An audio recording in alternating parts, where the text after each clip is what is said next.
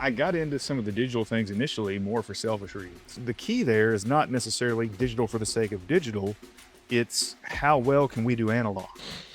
Do you think the new grad, the new generation coming through, all they will ever know is digital? Is that a bad thing or is that a good thing? Yes.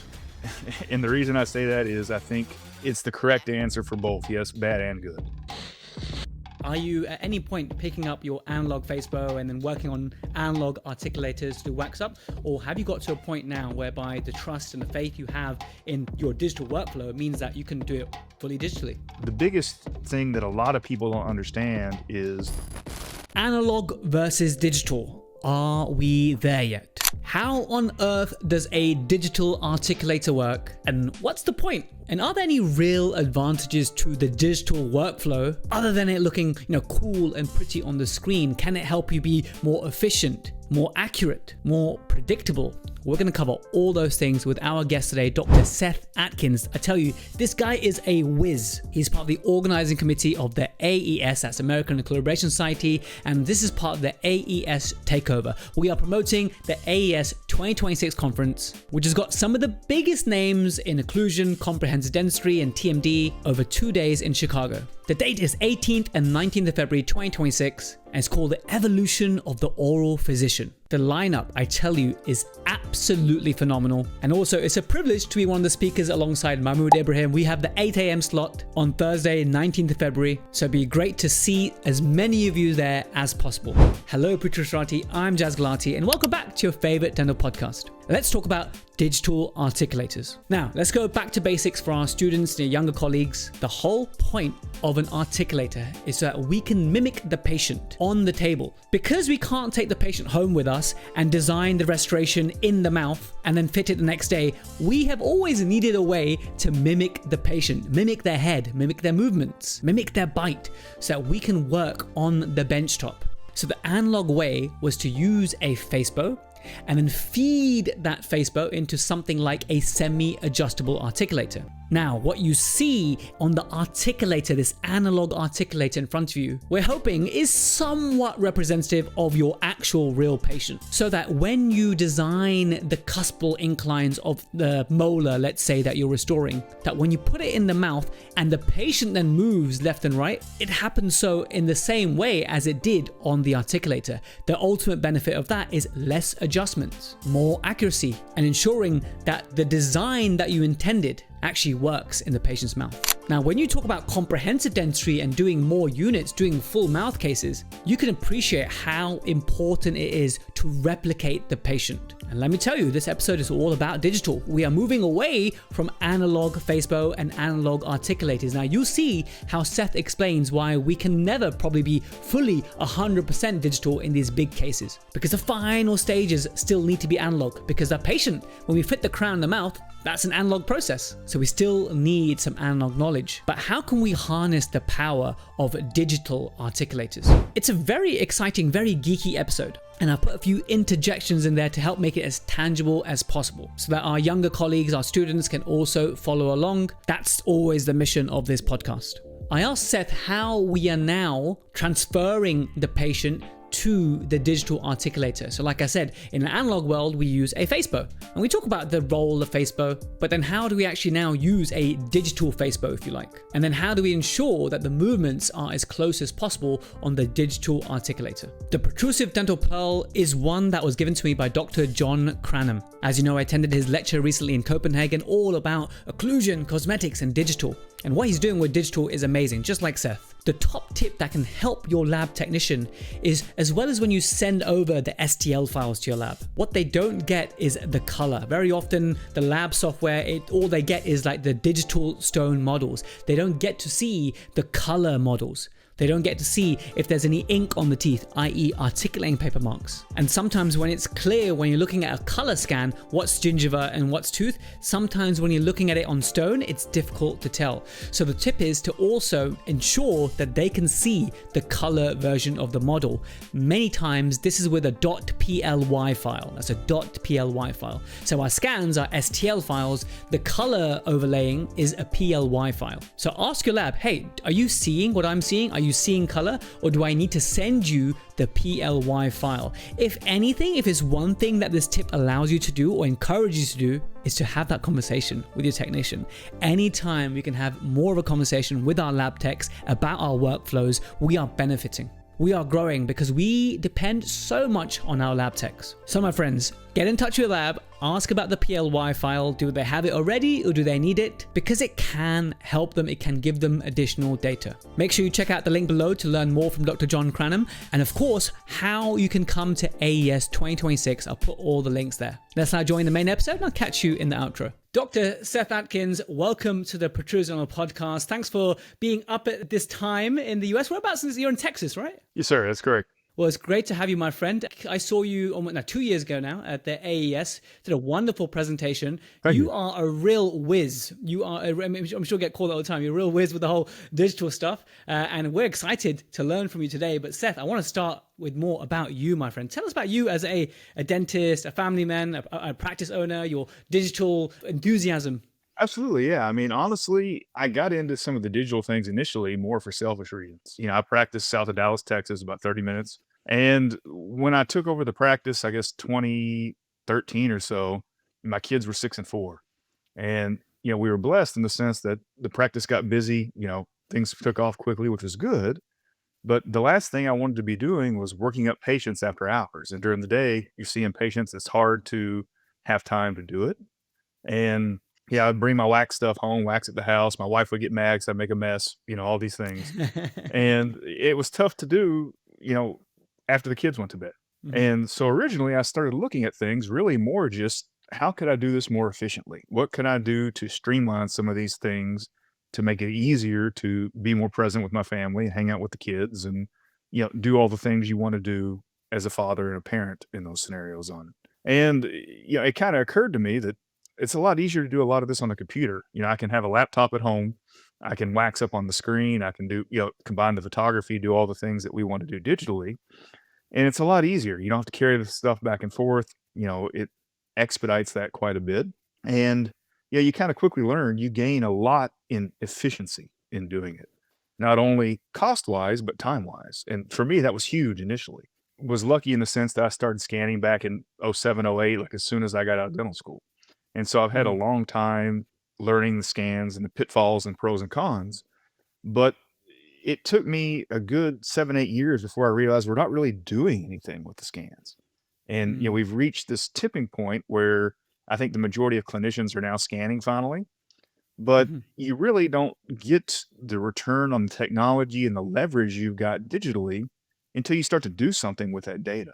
And that was where More than just printing the models, right? They're actually taking it to the 100%. next step, the next level like you did, but you did it so early. I mean, back then, were you a little bit like worried, like, am I doing the right thing? Am I sacrificing accuracy? Were you a little bit concerned at that point? Well, yeah, for sure. I mean, that's always a concern, right? Is, even all the literature early on, it was digital is not as good. Analog has been the standard, and over the last 10 to 15 years, we've seen that change dramatically.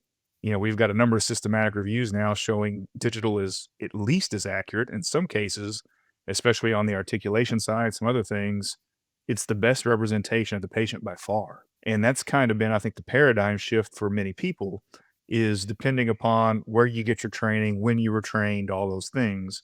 We've got some maybe, I don't want to use the word bias, but legacy concepts that permeate. And we've always got to be critical in reevaluating what is the current state, where are we at? And because the point of digital is not just to go digital, because at the end of the day, everything digital ends up analog, right? Because we've got to go back to the patient's mouth. So the key there is not necessarily digital for the sake of digital. It's how well can we do analog? And what's kind of ironic with that is we're reaching the point that digital, at least in certain arenas, does analog better than analog. And that's kind of the, kind of spot where your mind kind of goes, wait a minute, what's going on? Like, where are we at with this? And I think that's really the take home on all of it is, some of the things we looked at with the articulation things were meant more to bridge the gap because you had this fear, right? If I went digital, how can I go back home? Am I stuck? How do I get out of the pool if I jump in the deep end? And the reality is, I think we've got the capability now to seamlessly go back and forth between analog and digital. And that gets rid of a lot of the hurdles for people because if you can go back home to what you're used to, at any point in the process, it makes it easier to try something. And, Mm. the nice thing with digital in a lot of ways is that once you've got the technology, it really doesn't cost you much to try something. It's kind of like a video game, right? I grew up as a kid playing games, and if you're going to go fight the boss, you save the game right before you go fight him. So if you screw it up, you just turn it off, turn it back on, you're right back where you were. And that's the same thing with digital. If you want to print something or design something and you're at a spot where you're kind of sketchy if this is going to work, save it and you try it. If it doesn't work, you reevaluate, go back and, go back to the other methodologies on it. So Seth, I was at a lecture by John Cranham in Copenhagen just last week, and it was about the cosmetic occlusion workflow and then how much of what he's doing is digital, like you.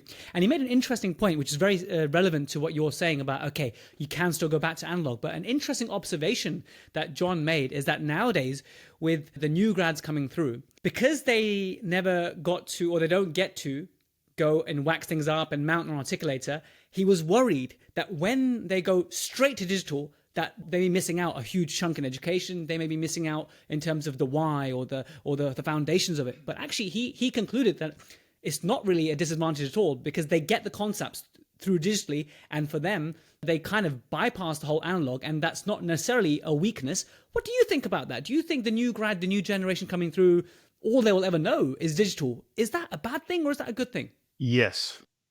And the reason I say that is I think it's the correct answer for both. Yes, bad and good, for a couple reasons with it. I think understanding where we came from is important because it lets us, from a chronology perspective, see how things evolved. It also gives us the capability to evaluate, is something new really better or is it just new? Mm. And I think if we don't have that lens of being able to go back and reference that, that can be a problem. And then the other half of that I would answer is right now, except for a very, very small percentage of people, analog is how we do articulation. And if you don't understand how we do things, the analog with the facebow, the articulator programming, and its relative strengths and weaknesses, it doesn't allow you to manage the miss and handle that instrument appropriately. Mm. And when I say that, because we've always used analog articulation and it was the best that we had, but it's not a exact representation of the patient. Mhm. And so if we don't have the capability to be absolutely accurate, we need to understand and try to control our misses. And that was basically the strategy with how we program the articulator, how check bites work, even just all of those things with the analog instrument. Mhm. And to understand that basis and where that came from, I think you've got to have a little bit of the analog side of things. Now, fast forward 20 years when the technology is different and we may have digital axiography and all these things being more ubiquitous, it may be a different ballgame because I Mhm. think that's the big debate that we look at now is instead of resigning ourselves to a certain level of inaccuracy, can we shrink that error and make it where we're really shooting to hit the bullseye as opposed to Mhm. just being on one side of the dartboard or the other? And I think Mhm. that's really the next evolution and where things are going. But that's also, where things are developing currently. Maybe the state of the art is how do we handle that? How do we think differently? How do we design differently? How do we really try to build that in to be more efficient chairside doing it? Well, you mentioned axiography, and so for my younger colleagues, I'm going to just get you to define that in a moment. But just one part of your journey, which I just love to know, is two-part actually. The role of mentors in you uptaking digital and really going for it, and also your source of education and comprehensive, because not every dentist is going to think about going home and waxing up, right? It's Sure. really you'll enter the stage of comprehensive dentistry. So tell us about your background in becoming a more comprehensive dentist and the role of mentorship that you may or may not have had when you were moving digital. Absolutely. Failure is a great motivator, right? And you get out and you see something and it doesn't work and you try to figure out why. And, initially my goal for going more comprehensive was I didn't like redoing things, and you don't like disappointing patients and you want to try to give people the best that you can. And then, we realize when you graduate, the education's kind of lacking in a sense. I don't mean that to be despairing, but just they don't have enough time in 3 or 4 years to cram in just even the basics, let alone trying to figure out bigger comprehensive things. So I started going down the road initially of figuring out there's a lot I don't know and where do I start? So I went down, ideally a comprehensive pathway. I started with Spear, kind of going through that, continuum on it. in looking at it, going back just to basic training, that's where you started looking at the bigger picture. How do I need to understand joints? And I don't know how the education is over there on the UK, but we spend maybe 2 hours talking about joints in dental school. It's abysmal. Yep, And it's they true. just basically tell you if you suspect intercapsular issue, refer it. And when you start looking at patients, especially the ones that need restoration, the chances of having some issues at the joint level go up tremendously. Mhm. And because in my experience, people with healthy joints, structurally intact joints, good anatomy, barring a couple of exceptions, really don't thrash their teeth. And so we've got stability on the back end of the system, more in the posterior determinants that nobody talks about. And so Mhm. starting to understand failure, you look at a Monday morning situation. You go to the office and patients fracture the distal lingual cusp of a lower second molar. And you see the big wear facet, you see the cupping, your brain's looking at clumsily like, we have some issues here. We may not have vertical at the joint like we want, all these things. And that's the frustration coming out, right? You're new grad clinician, you prep the tooth, get everything ready. A team member comes back, I've got no room. I can't make it temporary. And you did the reduction, you checked everything out. It's like, what the heck? And you go back and reduce some more and you're still out of room. You reduce some more and you're still out of room. And now you're thinking, do I need to talk to this patient about endo? What are we looking at? Because we're running out of space to reduce. And these are all conversations that I would much rather have on the front end of the system or the front end than an excuse on the back. And so Mhm. it was just, the school of hard knocks a lot of ways, trying to figure out, okay, why did I not catch this earlier? What can I do to try to make that better? And that's what kind of got me started on it.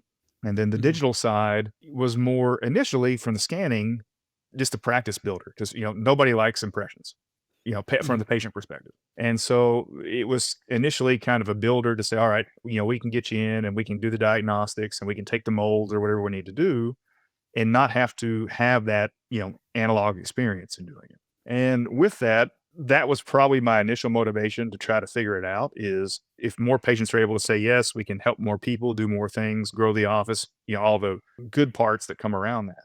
But early on, scanning was tough. I mean, it really wasn't accurate.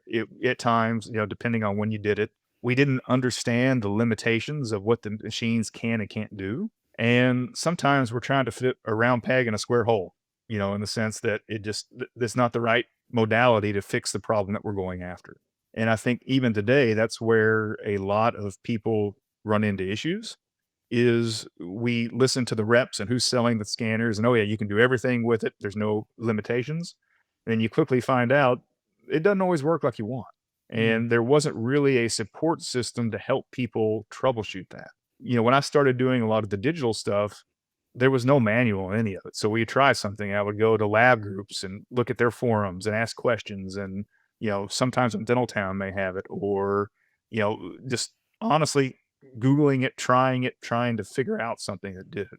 And, my background in college, I was initially electrical engineering and computer science. So I like technology. I like all It all these makes things. sense now. Every podcast with a guest, I have a click moment where they mention something in their journey, and it's just like, oh, that's why he's into this. That was your click moment for me. Okay, yeah. And I got to third, fourth year university and I really liked interacting with people. I didn't want to write code behind a computer all day. And, my younger brother was an oral surgeon. Nobody in our family was in healthcare. And my dad was like, well, what do you think you want to do? He kind of thought dentistry or medicine. And he's all right.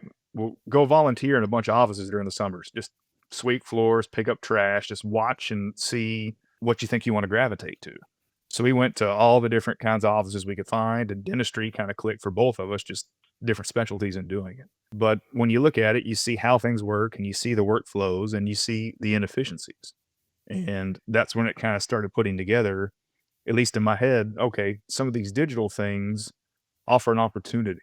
And if we can implement them correctly and kind of put together a framework that allows us to do that predictably, I think that's when it really takes off. And I think that's what you started to really see the last, 5 to 10 years is a lot of the wrinkles that get worked out. People have beat their head against the wall, figuring out the initial hurdles. And then that makes life easier for everybody else if you're willing to share and say, here's how we did it. This is what I would avoid. How do we move forward with something in a framework that's much easier to implement on it? And that's really kind of what got me into it is I was willing to play with things and check it out initially. And that allowed me to have the experience to share it with other people. Okay, if I was starting today, here's how I would do this. Where would I implement? What would I pick? What order? Kind of all those things to make that a much less of a headache putting it in and actually a benefit for the practice. Well, as we evolve this discussion, I think the first thing I want to know from you is, are you fully digital now? Let's say you have a wear case. Are you at any point picking up your analog facebow and then working on analog articulators to wax up? Or have you got to a point now whereby the trust and the faith you have in your digital workflow means that you can do it fully digitally? Fully digitally for, I'd say, 99% of it. Now, we've got some capabilities now where we bring the mounted models based off the CBCT positioning onto an analog instrument, but that's mainly for the lab to finish the final restorations. And, because like I said, the whole point of digital is to go analog. So we've got to go back at some point. And that was one of the main hiccups is you've got these unmounted models and you can check contacts and things, but when they want to do the final finishing, if they stain and glaze and all the little hand, touches that they put on, we really didn't have a good way to evaluate all that. And that's where, we came up with the jigs and the ability to basically add attachments to the printed models that precisely replicate the position on the analog instrument that we had on the digital instrument. And that gives us a number of options we didn't have in the past. Now, predominantly it's for the lab to check. But early on, before we had the trust, it was more to give us the capability to go back and forth when we need to. And, the biggest thing that a lot of people don't understand is whether you're taking an analog impression or sending a digital scan to the lab, you're probably digital either way. And the reason I say that is, what is the lab doing? They're scanning the models that they make, virtually designing and waxing everything, and then bringing that to you at the end of the day. And so, that was kind of initially the knock on digital was it's not accurate, all these things. And then people didn't realize you're digital regardless. You just don't know it yet because it's such a small percentage of labs now that are hand waxing, hand investing, doing all those things. And they realize the efficiencies that we gained doing it a long time ago, and they're doing it at scale because they've got more restorations, more clients. They see more things that we're going to see as individual clinicians on a daily basis. And then the next reason that we did that predominantly was, if you send your scan to the lab or you're just sending impressions in a facebow with no check bites, ask the lab how they're programming your articulator.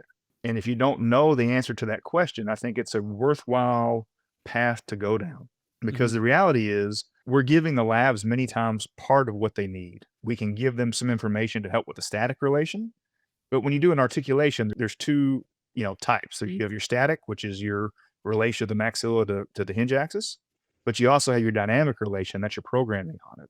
And before we had the digital axiography, the patient motion, the mod jaws, that kind of thing, we didn't really have any good ways to derive the programming values for the dynamic side with a digital scan. They had some programs. Just to clarify, you're talking about the condylar guidance on the articulator? And correct. Hello, YouTube Protruserati. I know you're watching on YouTube, and I hope you're enjoying this episode so far. But I wanted to highlight, in case you don't know yet, we have an amazing viewing experience on protrusive.app, our website, our network, our platform. So I just want to spend a minute to show you what this looks like. On the left side, you see the navigation, and when you join the app, you get a 1-minute video tour of the entire network. Now, in terms of where the magic happens, that's in the Protrusive community, because you might come for the content, but you'll stay for the community of the nicest and geekiest dentists in the world. We have all these polls, we have a chat group, there's always active chats and dentists helping dentists. And really what I wanted to do is create a really supportive environment that's not like the environment we have on Facebook, and is built on the values of niceness and geekiness. If you are nice and geeky, you belong here. Now, to make this a safe space, we have a manual process of approval. We actually verify that you are a dental professional before you get in here. So we have hundreds of applicants a day.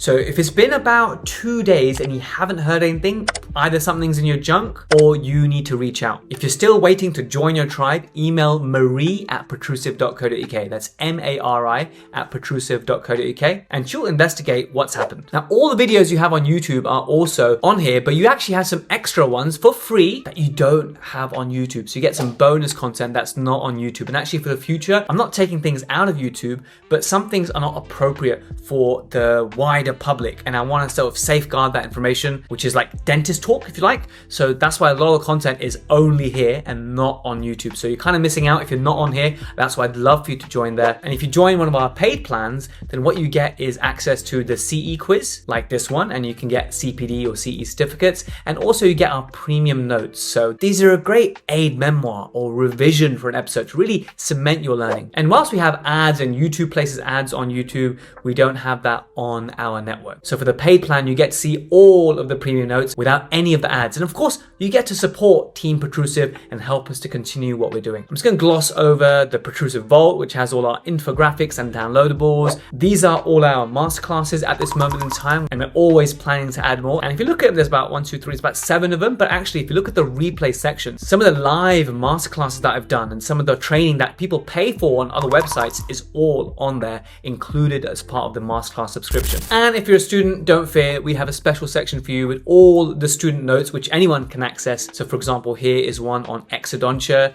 So it's all there waiting for you on Protrusive Guidance. Please head over to the website, which is protrusive.app. Make an account on your browser. This could be Safari, Chrome, however you want to do it. And once you've made your login, then you can download the iOS or Android app and then log in through there. So the reason to make the subscription primarily on the website first is that you get access to a free trial, which you don't get if you do make an account on Android, iOS. If you make it on the website, you get access to the free trial, and you get our best price if you sign up through protrusive.app. So our best deals and free trials are only on protrusive.app. Of course, we always put the link below in the description, and thank you so much for enjoying our videos on YouTube. But it's now finally time to level up your experience. Back to the episode.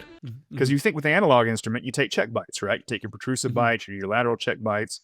When we had our mounted model, you would put those check bites on, and that's how you program the back end of the articulator. Doing it digitally, my argument is the most compelling reason to go digital, quite frankly, is the virtual articulator, because it's got much more capability to replicate patient anatomy than the analog. But what was simultaneously, I think, is potentially its biggest strength was also initially the biggest weakness, in that the virtual articulator was great, but you had no way to program it. And because of that, it wasn't really useful. And, for a long time, even with the design softwares, exocad, 3Shape, those kind of things, labs weren't even buying the articulation module. They would just have it purely as a clap type scenario because they didn't have a way to program it. And the reality with that is, when I started looking at the softwares, kind of playing with all this stuff, I quickly realized we need to know what the inputs are and what it's capable of as clinicians, because it's really more designed for us than the lab. And once you realize that, and I said, oh, if I give you X, Y, and Z to my technician, they can execute at a much higher level because we're giving them better input. And that was really what kind of started me thinking, okay, how do we derive these values?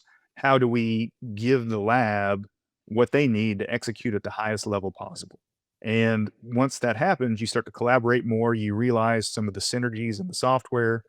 Your collaboration on design goes up to another level because we're no longer like taking snapshots and emailing pictures. They can send me the entire scene file. I can go through the software, change the wax up, manipulate it, do all these things in real time. And it's much more efficient, and it gives me the capability to visualize the case much more efficiently on it. Because really with digital, the advantage lies in twofolds. Computers are very good at aligning things, and they're also give us the capability to combine different records that we can't do in the analog world. So that's where you can stitch like your CT to your intraoral scans, to your face scans, or your photography. And it gives us the capability to layer the patient from a diagnostic perspective. And that's something that, analog, you can't take a pano, combine it with your CT or your articulator. They're all different media. And because of that, we lack the ability to cross over. That's what excites me the most, Seth. I mean, just that stack is just phenomenal. I'm not there yet, but in my journey, that's what excites me the most. The fact that the capability to layer, just like you said, is phenomenal. What I want to draw now is some ideas for those most dentists who may be listening right now are probably analog, right? For this part, they may be scanning, but when they have a comprehensive case and they want to do kind of a wax up, they'll then be getting their facebow out. And the ultimate goal is to try and get the movements that you see on the screen to be somewhat well, identical is a strong word, but similar to the real movements that you have in the mouth. We all know the TMJ is the best articulator, but when the mandible, the digital mandible moves to the left, it moves in the same way that the patient's mandible moves. So now that you're using the digital workflow, please explain, instead of using a analog facebow or an earbow, what are we using to capture the relationship of the maxilla to the condyle? How are we doing that digitally so that we can actually get represented cants and whatnot on the digital articulator? Sure. Well, and there's a couple different ways to accomplish that. When we talk about, because you're asking about static relation there, which is going to be the first part of the articulation, the mounting side. And when we talk about static relation, it comes in two flavors. We've got an anatomic relation, which is purely relating condyles to the hinge axis. And then many times we've got an aesthetic relation, which is relating things to the horizon. And those are both important because they allow us to do different things. The patient, if you're trying to get the instrument to mimic the patient anatomy as best you can, you ideally want an anatomical relation, right? Because we want to get things as close as possible to the anatomy. But with our technicians, many times we send them a scan and that's all they see. They don't really know where the horizon is. They don't know where the cant is. We've got to give them more information to capture that. And that's where the aesthetic relation comes in. Dr. Coyce did a lot of work with the Coyce bow, and it's not necessarily, it's an average value relation anatomically, but what it does to do is correct the cant so that you can wax in a way that gives us aesthetic results that are coherent with facial anatomy and, what we're looking at from that perspective. Hello again, guys. Another interjection for this episode. Coyce bow. What is Coyce bow? It's named after the legend John Coyce. And I tried to find some visuals or clips for those who are watching. Obviously, for those who are listening, I'll make sure you can follow along. But I have to tell you that the video I found is it needs an update. Maybe I didn't look properly, but the video is from John Coyce, and it's from a long time ago. I mean, it was uploaded 12 years ago, but it looks like it's from a lot longer. And it literally looks like someone is doing a facebow transfer or a facebow recording on what someone who looks like John Travolta, basically. And that's what I'm seeing at the moment. And so essentially, that Fox's guide plane we used to use for dentures, right? Complete dentures, you get that Fox's guide plane, make sure the cant is good. You look from the front and then you check the occlusal plane from the side. Well, it kind of is what a Coyce bow is like. It's actually properly called the Coyce Dentofacial Analyzer, and you don't need a traditional facebow if you're using this. But the real advantage of this is that how it prioritizes the aesthetics, because you're looking from the front, you're making sure it's all level with the eyes, and you're looking from the back, and you can use an aesthetic plane. So you truly are using the aesthetic relation rather than the anatomic relation. And now in combination with the Coyce reference glasses, the Coyce group are really taking this to the next level. So this is the ideal of using the aesthetic reference. Back to the episode. We did that with the earbow for a long time, and we've got a lot of literature with the regular facebow that, on a good day, it's going to get us within 5 millimeters of the true hinge axis, which sounds like, okay, we're pretty close in doing it. But now that we've got this digital data and more things at our disposal, many times now we're using a CT initially to do that hinge axis relation. And it makes sense because, the facebow, the whole point's to capture the maxilla relative to the condyles. And if you have a CT of adequate volume, you've got the condyles, you've got the maxilla. If you take that scan in a seated position, all the anatomy is there that you need for the relation. So how I'm doing that today in the digital side, if we're not doing axiography, and I'll kind of get off on the nuance of that in a second, you're aligning an intraoral scan to your CBCT. And then once you do that in the software, you can move them as one cohesive unit. So then I'm overlaying that on the virtual articulator, and you just position the condyles of the patient over the articulator condyles, rotate it till the infraorbital planes parallel to the upper member, and you've got all the information you need done with it related.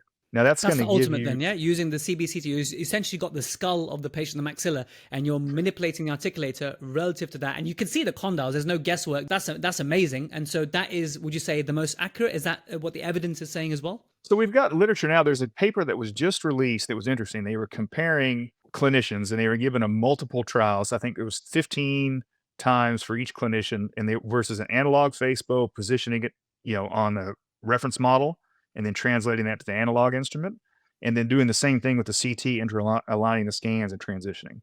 Once they did it, they scanned the final mountings on both and overlaid all of them to get an idea of how repeatable is each one, and also how close to the hinge axis of the analog of the reference instrument the final results were.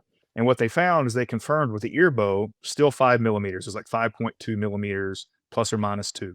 What was interesting is that you had better repeatability and closer to the actual anatomy doing it with the CT. So they Mhm. found that the error there was only 2.5 millimeters, plus or minus a little. So they cut the Mhm. variance from the hinge axis in half, doing it on the digital side already. And I've got that article. I can't remember if it's pre-press or it was just published in JPD, but it's interesting because we've already cut our error in half just going through that method with it. It's also Mhm. something that's easier to store because you don't have to worry about, if you take your Facebook records, some people don't want to mount it in office. They want to send it to the lab. It gets beat up, distorted in the process. The wax melts. I mean, any of the things that go into potential sources of error in doing it. And that's one of the other nice parts on the digital side is record storage becomes much easier. That record Mhm. on the CT, if we align it, it's going to be equally as accurate 10 years from now as it is right now. And not that you would need it that far down the road, but it gives us the capability to keep things on hand, replicate things with a higher level of, accuracy. And it makes that aspect from the maintenance side much easier to do. And Mhm. so CT, if I'm on that respect, I think already is cutting the error in half. Now I know Mhm. sometimes you can't get the CT, and then there's concerns on your radiographic exposure, things like that. And many times, if I have a reason to get it, that's where I'm using that as well as kind of an Mhm. ancillary benefit. But the other part we talked about was the patient motion, and you've got ways that you can do the articulation now that That's don't require. before we get to the articulation, because I'm really enjoying this bit on the static relationship. Just Sure. you raise an interesting point there about the radiation, right? So I think where I'm getting from you is that if the sole reason for the CBCT is to help you align it on the digital articulator, then that's probably unjustifiable or justifiable. But if you're also applying some implants, you might as well just get a bigger field of view, get the condyles in, and for that sake, a little bit more radiation, you're getting a better programming. Can you just give us some clear guidelines on what you're practicing? Sure. Well, let me maybe backtrack just a little for reference. So, we talked Mhm. about aligning the CT to the intraoral scan and overlaying that on the virtual instrument. And the virtual instrument is a carbon copy of the analog. Everything is identical. Same programming inputs, same dimensions. They move the same if you have models in the same positions with the same programming. So they're in a sense interchangeable in that regard. And when I started overlaying scans of patients on the instruments, you very quickly realize they don't match very well. And that was kind of a light bulb moment for me. If you look at the semi adjustable instrument, at most every intercondylar distance is set at 110 millimeters. And if you start Mhm. to unpack, where did that number even come from? Hey guys, it's Jazz with interjection number 2, semi-adjustable articulators. Okay, briefly, right, that 110 millimeter value is from like one condyle on the articulator to the other condyle on the articulator. And this is where some inaccuracy comes from because, if you look at the average person, fine, they might be close enough, but we have a huge variation, lots, big heads, small heads. And so this is a source of error. And just getting very primitive for the function of a semi-adjustable articulator is that its purpose is to replicate the mouth. So when you're doing a wax up on the articulator and then you transfer it to the mouth, we hope that because you use an articulator to create the jaw movements, that it will be similar in the mouth, therefore least adjustments as possible. But we all know the best articulator is the TMJ. And now obviously this episode is all about digital articulators, which will eventually fully replace these physical articulators. But when you understand things like this fixed distance of 110 millimeters, or the fact that in a semi-adjustable articulator, you can change the condylar guidance angle to help improve your accuracy. These are some things that we should know about analog articulators. Back to the episode. And it was kind of an artifact originally on the Lee pantographs. The recording elements on those back when they were doing the old school fully adjustables were at 110 millimeters. So when they moved it over to try to make the analog instrument match the patient tracings, they put the condylar heads at the same width so that they could make sure the movements were one to one in doing it. What's interesting is you start looking at actual patient anatomy, nobody's at 110. And I'm talking even at the lateral poles. Generally, if I'm doing my virtual articulations for splints and things, I'll measure from the midpoint of each condyle because I think that's kind of probably the middle of the road. If you take in a heat map of activity with lateral and rotational movements, it's probably somewhere in the middle. But even then, on a lot of patients that need restoration, the articulators at 110, they're at 75, 80, 82. And you Mhm. start thinking, okay, you got 30 millimeters of shift. When you start to model that digitally, it's interesting. So you can take a model on an articulator, have the 110 intercondylar distance, and if you're measuring the distance from each condyle to like the midpoint between the maxillary centrals, changing the intercondylar distance to correct it to, let's just say, from 110 to 80 will shift that length to the central 7 or 8 millimeters on each side. And so what initially got me looking at a lot of this is, I've got a practice that we've got a fairly heavy joint-based diagnostic component to it. And so I see a lot of patients with compromised joint anatomy. And invariably, we make these patients appliances at times to see if we can, change the load at the joint level to facilitate adaptation and healing as best that we can before we're ruling out surgical intervention, those kind of things. And I would go through the same process on every patient. Take your air bow, face bow, get everything done, have a splint made. And sometimes the splints were, 20, 30 minutes easy for like a flat plane group function appliance. Other times it was an hour and a half. And I'm like, what's the difference? Why are some of these so much faster than others? And you start trying to investigate that, because initially you think, okay, the lab screwed it up, I'm going to do it all myself. Started making them myself, same thing, same variability. It wasn't until I started overlaying these scans on the articulator and comparing the patient anatomy to the instrument that I realized some match better than others. Some are more average than others. And the patients that were a better match to the analog instrument, the adjustment times were lower. The ones that varied more, we were working with poorer data on the input, which makes perfect sense why the output doesn't match. And we see the same thing clinically. There's times, you're doing a rehab and you insert it, you've got minimal adjustments. And then you've got the other where it looks great on the analog instrument or the articulator, but you go to the mouth and the guidance isn't right and you've got to go in and grind a bunch of things. And we're getting a more compelling body of literature that there's not a single restorative material on the planet that benefits from adjustment.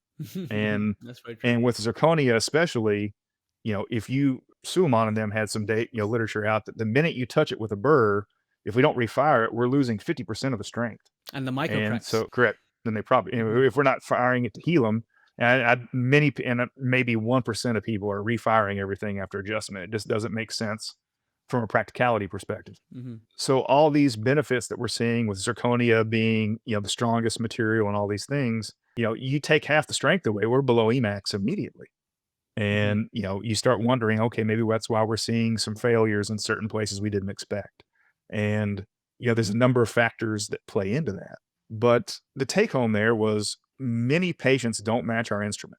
And especially the ones that I see that need more comprehensive restoration, when the joints aren't structurally intact, the growth gets to be altered. And you lack projection, they end up being class 2. It's the same difference in orthodontic practice. 80% of ortho patients are class 2. And the reason is the back end's not growing like it should, which leads to compromises on the tooth position on the front end of the system. Hello, Protrusive. Jazz here with some interjections, right? So this episode, because it's about occlusion, because it's about articulators, we need some interjections just to make sure everything's really tangible. So the point Seth is making here is that many class 2 patients, class 2 meaning, large overjet, classically in a class 2 div 1. But if you think about the causes of a skeletal class 2, well, it's either that the maxilla is too big or it's the mandible that's too small.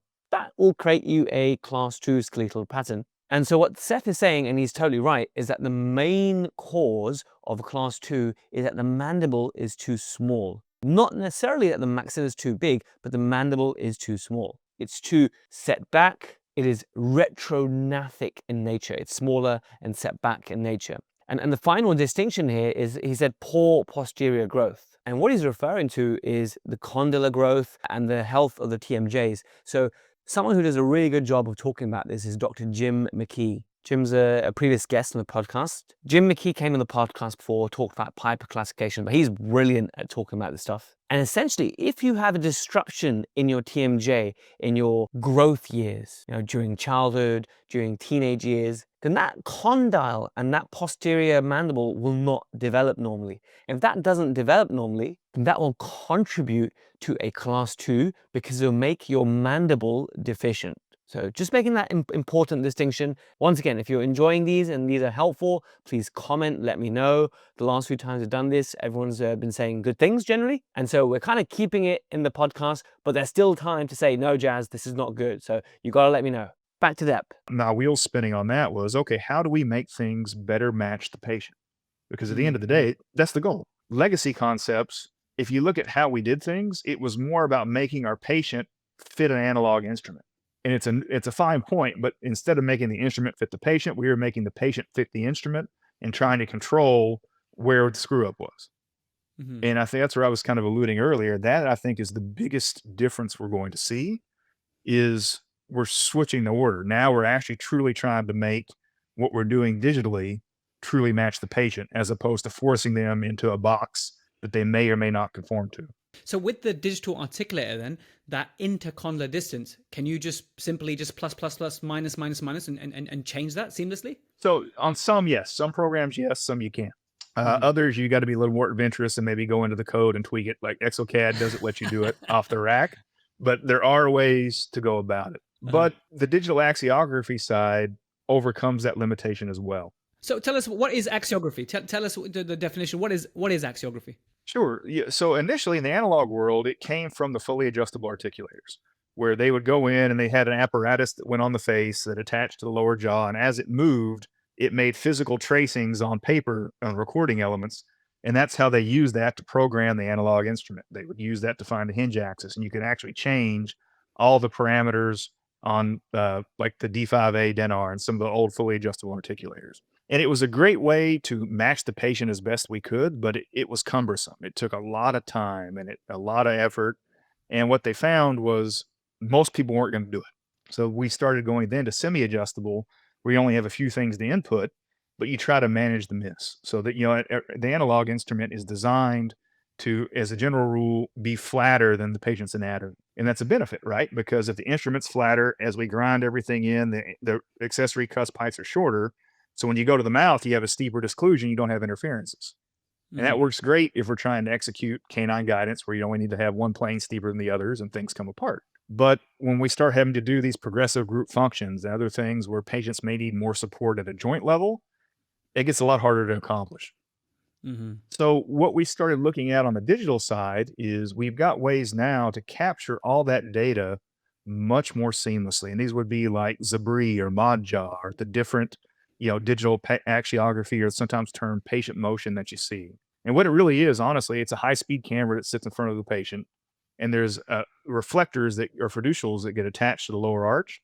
And as the patient moves, the camera is just purely articulating and capturing those movements at very high resolution relative to a tiara they wear that gives you the reflectors for that upper arch. And once you have this data, it can be brought in seamlessly into your design software like Exocad or 3Shape. And it comes in fully mounted. The articulator gives you programming, so you've got all your programming already done. And where it overcomes the virtual limitations is you actually have the movement on the screen. So I can take you through protrusive, closest speaking space, left and right pair function. You can even have the patient chew and eat and masticate. And what you start to see is, articulators mainly on the bench work inside out. You start at static and you go into excursives this way. Where the form or form really meets function is when patients chew, they're not starting in and going out. They're coming out on a return stroke in. And there's a lot more variability and a different dynamic to that than we're used to thinking about. And because of that, that's just data we weren't able to capture because you can't replicate on an analog instrument any of that. Where when we start to see it digitally, one of my preferred workflows now in any case is we'll virtually wax the case up ahead of time. We go to prep, and when we're doing our provisionals, I'm not relining provisionals or doing shells or doing full arches anymore.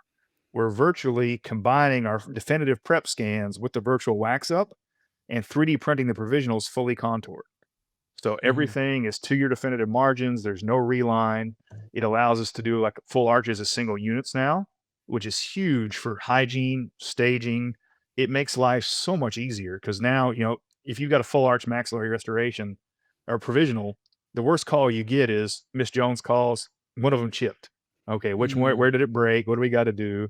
There's nothing more inefficient than trying to patch or take off a full arch provisional. Doing it as individual units is massive because now, which one chipped? Number 5?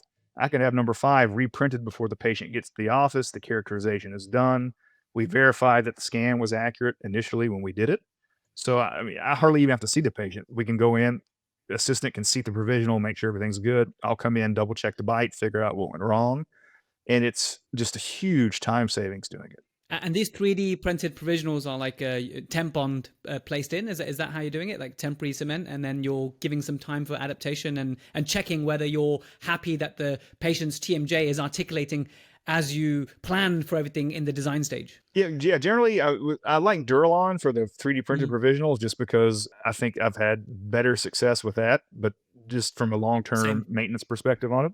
But Hmm. yeah, exactly that. Yeah, and it gives you the capability to one verify everything, right? Especially on the aesthetic side. Do we like the tooth form? Do we like the shape? Is function what we want it to be? And even though you can plan everything digitally, I feel to a very high level. The patient articulator is always the final judge. And because of that, I still always want to give them some time to evaluate and check and make sure we're on a path that we like. But I also like it from a phasing perspective because I mean that's the biggest issue that we see a lot of times is, if a patient is of more modest means, affording a full arch at once can be very tough. Hmm. And so it gives us the capability to phase cases differently. So as opposed to, let's just say they're in an insurance environment, they can do 2 crowns a year. We can initially get the case stable with the 3D printed provisionals, get everything where we want it as individual units. Well, you've already got a fully designed crown. You've already got your master scan, your margins are done, everything's done. I don't need to bring that patient back in to re-prep and impress 2 crowns a year. I can send those to the lab, have them turn it to our definitive material, bring the patient in, pop those two off, put their definitives on in ceramic. They're not having to come back to the office to reimpress. They're not having to do any of those things. So now Wow. my chairside efficiency goes up dramatically in doing it. Hmm. Hmm. I also like it because it's easier to maintain those patients. Because right, if you want to maintain a phase of case over 2 or 3 years, if you're doing it splinted, you worry about hygiene, you worry about can they get in there to clean, all the different things, as well as 2 years is a long time to trust any provisional without something going wrong. And going in and remaking a full arch provisional could be 3 4 hours by the time you get it off, clean it up, have everything redone. Now it's literally 20-minute visits because individual which unit broke, you can accommodate for all that. And the next objection or question that sometimes gets asked is, well, what if they wear or change over time? Well, if Hmm. that happens, you just bring the patient in and rescan for the occlusal changes. The lab can combine that seamlessly without having to redo all the other parts, and you can adapt very quickly to anything that happens when you do it. And that's Hmm. probably honestly my best part of doing this digital now is I really don't. It's taken a lot of the stress off full arch provisionals, bigger case temporization, and even the stress on my body doing it. Because, now a lot of times we'll do an in-demand design with my lab technician. So if I'm going to prep the maxillary arch at 8, I may tell them to defect the definitive scan by 10:30, 11. I send the scan Hmm. off, the wax up's done. I can go have a coffee, hang out, take a break. My designer will virtually combine the two. 30, 40 minutes later, all the files go to my inbox, drop them on the printer. It's a 15-minute print, 20 minutes to characterize, which I can have my team do that in the back, and I'll come back 30, 40 minutes later to seat all of them when we do it. And so huge difference. And, you could go see another patient if you wanted to. I prefer to sit and take a break. And, I don't, That's full magic. arch prepping is tough. And to me, if you want an argument on why to go digital doing it, that's it. I mean, it's huge. And not that you necessarily have to start at the full arch level. Take the scenario where patient comes in, they chomp down number 19 and shatter the existing crown. So you've got no crown, new patient, no matrix. And that's always a time consuming deal, right? Because you've got to figure out, okay, did I put a stainless steel crown on and take a matrix? How do I get something to make a provisional crown for this patient? Well, do it digitally. Get everything prepped, get everything where you want it, pack your core, take your definitive scan. You can virtually wax the tooth up in 2 minutes. Put it on the printer, Mhm. like the Midas now from Sprint Ray, 7-minute print, and then 5 minutes post processing and you're ready to go. I mean, huge efficiency perspective. I mean, this concept of putting your cord in and scanning for the definitive has so many advantages, like you said. I mean, I guess there was a phase where people might have been doing the rough prep, then putting temps on it, and then going back and refining it. I mean, what a service to our patients, not only just time, but comfort. This whole digital workflow you described really is fantastic. But one thing we touched on was, yes, getting the static right. And then we touched on axiography, and you mentioned about motion collection. But in terms of actually the articulation, articulation. What are you currently using? You describe all these. I mean, are you using a module at the moment? How can we make sure that when you put it on the digital articulator, yes, you've got your CBCT and the condyle, and you've lined that all up to give you sort of the best idea. You've got the cants all correct. But now the actual motion, what metrics are you using, or what can we be recording chair side to make sure that the kind of checks that we have, so that when you move the mandible on the screen, it's like the patient moves? So 2 ways of looking at it. One is we try to match the patient precisely. And that's where I think you've got to have the digital axiography side of it, just because there's no way to capture Like those module. movements, mod, jaws, abri, any of those that allow you to capture it. The other is we get the better static relation using the CT. So we've got a better initial starting position, but we still have to use analog check bites. That's the only other way to derive those values. And the way that we would do that is we've got to get the model in an identical position on the analog and the virtual instrument. So if I'm not using ModJaw in these scenarios, what I would do is take my CT, align that to the analog instrument. And my project a few years ago, I was working with AD2, which is an articulator company. It actually came out of AES. It was maybe 4 or 5 years ago at AES. And I was taking a break, walking through the vendors, and Dave, who owns AD2, was at the booth. And I saw he had a jig in the back. It was kind of one of the jigs for putting a printed model on an analog instrument. It was kind of more akin to what Dr. Coyce and them were doing with their analog jig, with their average value jigs that they had. And we started talking shop a little bit. And I said, have you figured out how to position the jig coordinates where it loads relative to the virtual instrument as opposed to the model? And that was what I was working with, because initially I like Exocad for doing a lot of this, but Exocad has a different global coordinate positioning system than 3Shape does. Where 3Shape positions everything relative to your scan, Exocad has a global positioning relative just to that reference. And that sounds like we're off in the weeds, but the significance of that is I was able to encode the positioning of a virtual attachment in Exocad, not relative to the scan, but relative to the articulator. So when you add this virtual attachment, it loads in the same position relative to the virtual instrument, not the model. So the benefit of that is when you use the CT to position the model, the attachment loads relative to the articulator. So as long as they intersect, when we print those as one unit, it puts it in the identical position on the analog instrument with the same jig. So you don't need to get the mounting stone and that kind of stuff, right? No, Skip never. all that. Exactly. And what that allows you to do is, and we talked earlier, we have the same programming, same dimensions, same instruments.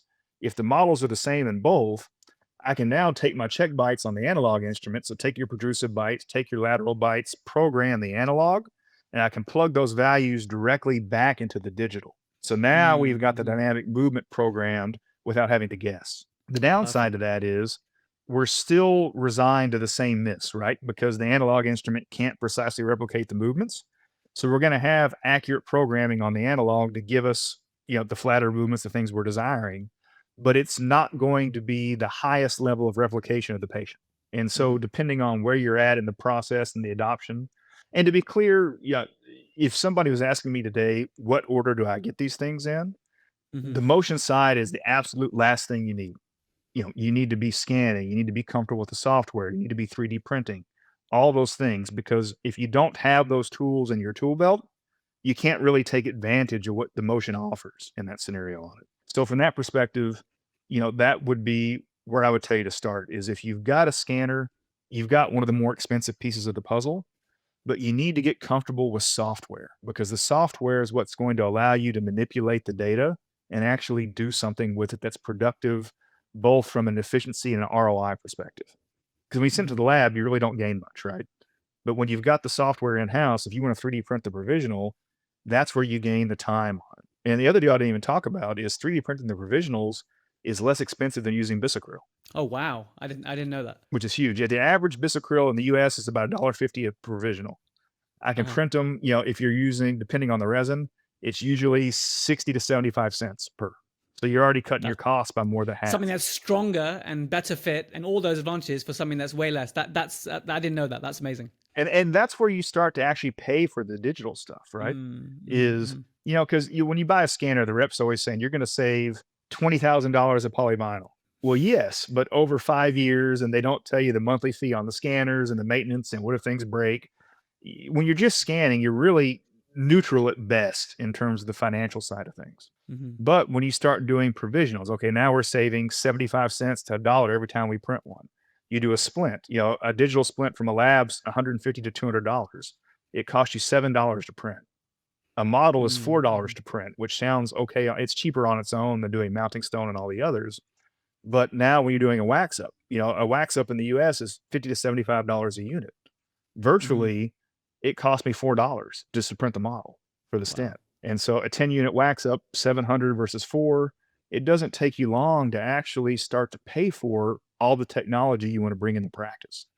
And that's something that many times isn't talked about, because as clinicians, we're always looking at what's best for the patient. But the reality is we have to run a business, because if we can't be profitable, we can't pay our team and pay our staff and do what we need to do to learn the things we need to learn to handle and take care of patients.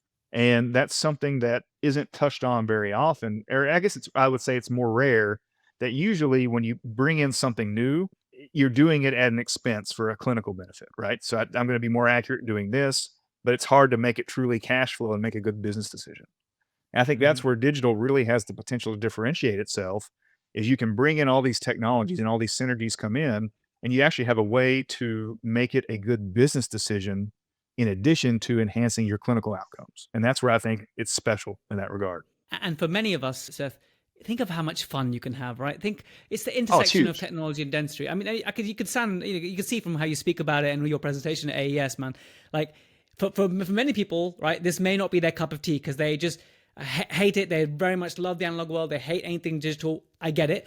But for most of us, right, we actually embrace this. We went to scanning because of the problems it solves. And patients love it. They love when they can move their models around. And then when you're able to give them that level of service that you're describing, and then the amount of fun you can have with it as well, it makes our job so much more satisfying, so much more 100%. rewarding. So I think that alone has a huge benefit. And always got to keep learning, right? If you keep it fresh, keep your mind stimulated, then that's another wonderful reason to look into digital. Last question before we just talk about how we can learn more about the AES and the exciting things coming up with AES 2026 is, for those of us who don't, I mean, we've got a CBCT at our practice, but many clinicians around the world don't have access to CBCT.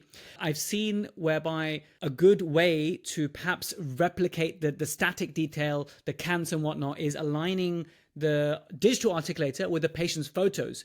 So using that as a tool for the lab. Can you describe that workflow, whether you think that is the second best, or is there anything else that is perhaps inexpensive and something that we can use to get, digitize the patient without using face scanning, without using CBCT? I mean, photos give an opportunity, right? The problem with the photo side is it's two-dimensional.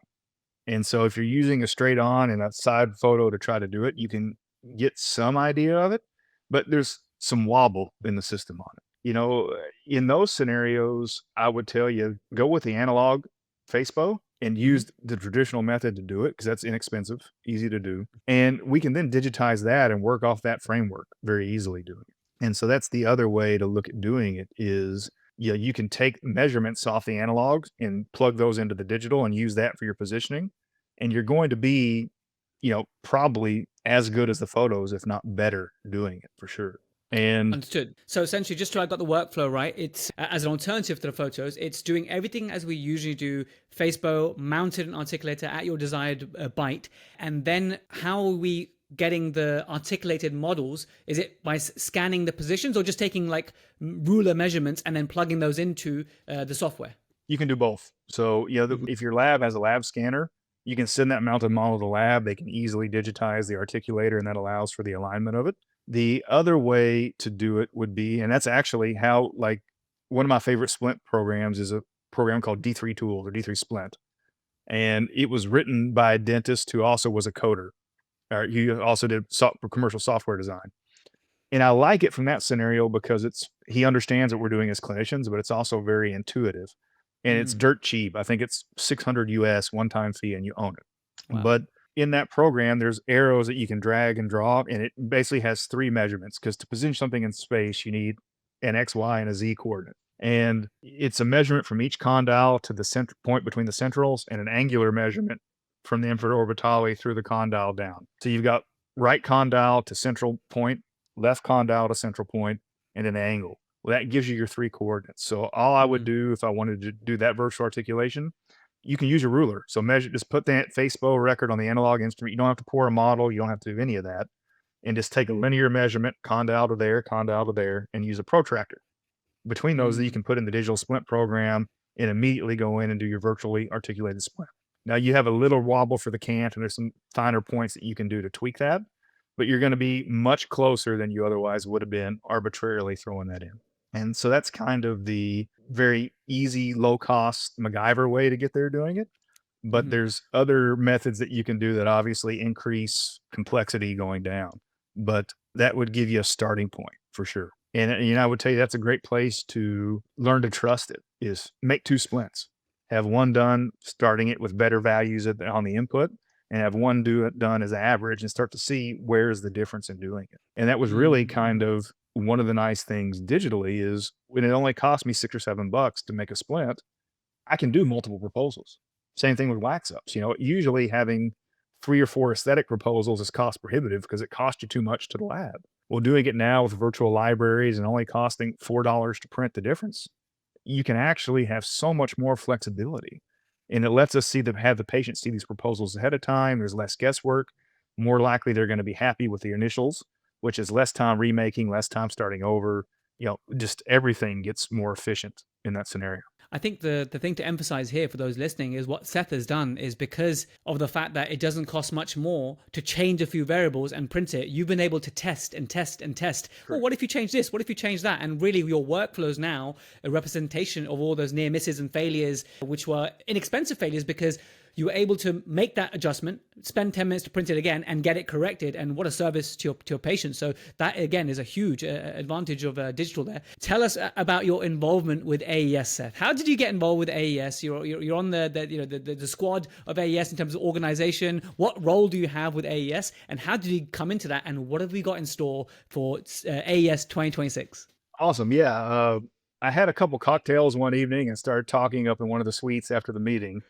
And the next thing I knew, I woke up the next morning and was going to be involved in planning the 26 program, which sounds funny, but that's kind of how it goes down occasionally. And it's been a great opportunity. Jim McKee was the one who originally got me involved with the organization on it, and had never planned a program before. So first time coming in as a program chair, doing all that. Yeah, I've been blessed. A fantastic co-chair, Liz Turner, who was awesome. And she and I were kind of charged with executing the vision for the current president's meeting, which is Bobby Suckle. And Bobby is very much an occlusion nerd. He's very much tech scan, digital guy. So he was trying to put together a meeting that would bring a lot of these concepts together. And one of the nicest things about AES, for those who aren't familiar, is they make it a point of trying to bring different vantage points into the same room and letting them talk it out, which, there's panel discussions and things where the point is to let everybody see what's out there and then try to figure out what you believe is the best truth going forward on.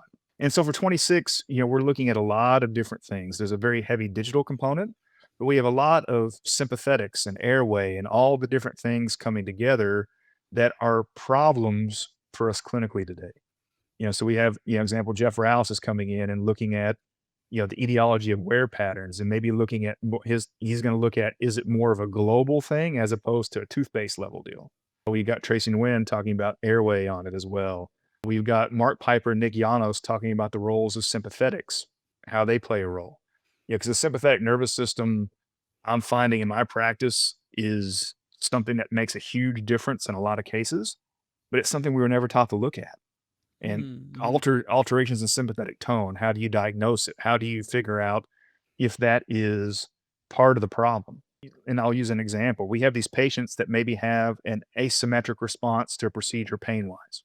So you go in, you think, man, the tooth popped right out. It shouldn't be a problem. And I'm hurting the next day. And 3 days later, they're hurting. And a week later, they're hurting. And then they don't look like they have a dry socket. You can't figure out what is going on. Well, you start looking at these patients and, the apnea patients and the airway patients and people who have systemic inflammatory diseases, their sympathetics are cranked up all the time. And we start looking at substance P and pain response, and they respond differently. And I had a patient where I was curious that they had increased sympathetic tone, and we were taking out 2 teeth, 18 and lower second molars bilaterally. And there's diagnostic nerve blocks you can do to kind of turn off the sympathetics to see if they play a role. And we do that a lot for the joints. But so out of curiosity, I told the patient what we were doing, and I was going to do this block on one side and not do the block on the other, taking out both teeth, symmetric, same side. The side where we blocked the sympathetics, uneventful healing, no problem at all. The side that we didn't had that asymmetric pain response. It hurts, dry socket, I can't get it to go away, all the things. And Wow. at that point, my mind was like, there's a piece to the puzzle we're missing here. And I think that's what Mark and Nick are going to really focus on, is maybe a different way of seeing the same patient and using that to factor in our diagnostics, our discussion, our treatment planning, setting expectations for where we're going to go. We've got Lucas Lassman coming in, who I think was on the podcast last week. Just yesterday was published. Insanely smart guy. And he's looking at vertical dimension and how we alter it. Maybe some of the conceptions and misconceptions we may have on the literature and what that supports. And he's even going to look at the role of the sympathetics and how does that play in. There's a lot of things that tie in. I think at the end of the day, it's going to be a very interesting meeting. And it's a fantastic time to come check out. The whole dental world in terms of the states is in Chicago at that time. There's 8 or 9 other meetings going. You have lab day, all the things. It's a cool way to come spend a few days when it's cold in the middle of February, not much else to do. You know what? It wasn't so bad when I came 2 years ago. The weather was actually really good, but I know it can be very variable. But what a beautiful city! Yeah, what a beautiful city, Chicago. And honestly, like what you guys are bringing together, all these top level clinicians, is phenomenal. So I just want to champion the event you guys are running. And so it's been a great pleasure to host yourself, Jeff Rouse, Liz, Lucas, and Dania Tamimi. We recently published our episode as well. I forgot Dania. So, yeah. And so many superstars and so many learning points. So I really encourage you all, if you're able to come Feb 2026, make it the conference that you attend. Seth, thanks so much for your hard work and organization so far, but the best is yet to come. The hard work is yet to come still. But for now, we want to just spread the good word and honestly keep up the amazing work you're doing in the digital side. Like, my mind is blown in terms of the possibilities, and may you continue to be this super nerd in the nice way possible. Like, honestly, it's very clear you're very passionate and really intelligent. So thanks so much for the good work you do, and I appreciate your time today on the podcast. Absolutely. I enjoyed the visit. Thank you for having me. Well, there we have it, guys. Thank you so much for listening all the way to the end. Hope you enjoyed the interjections, but my goodness, Seth is some sort of wizard. I appreciate him very much for allowing us to use his slides during this presentation. But don't worry, for the audio listeners on Spotify and Apple, you didn't miss out because the whole conversation happened without any visuals. It was just to enhance what we're doing. Now, if you'd like to get CE, this episode is very much eligible. There was plenty of juice in this one. Protrusive Education is indeed a PACE-approved education provider. The episode is eligible for 1 hour of CPD or 1 CE credit. Head over to our app, Protrusive Guidance. It's also home to the nicest and geekiest community of dentists in the world. Click on this episode in the All Episodes and CPD section, answer the quiz, and if you get 80%, Marie from Team Protrusive, our CPD queen, will send you your certificate. You've done all the hard work, you've listened, you might as well get that certificate. We've crossed the threshold recently, so that now if you tally up all the CPD and CE available in Protrusive Guidance, it's less than $1. So imagine getting a CE certificate for this episode for less than $1. There is so much good stuff on there, and just the network and the community that's on Protrusive is absolutely amazing. We've somehow attracted the nicest and geekiest people in the world. Head over to protrusive.co.uk/ultimate. That's protrusive.co.uk/ultimate to get a free trial to make sure that you're happy with the education that's on there. As always, thank you to Team Protrusive for their hard work in putting this together, for the visuals, the premium notes, and to ensure that the mission of making dentistry tangible is totally accomplished. Thanks again, my dear friends. I'll catch you same time, same place next week. Bye for now.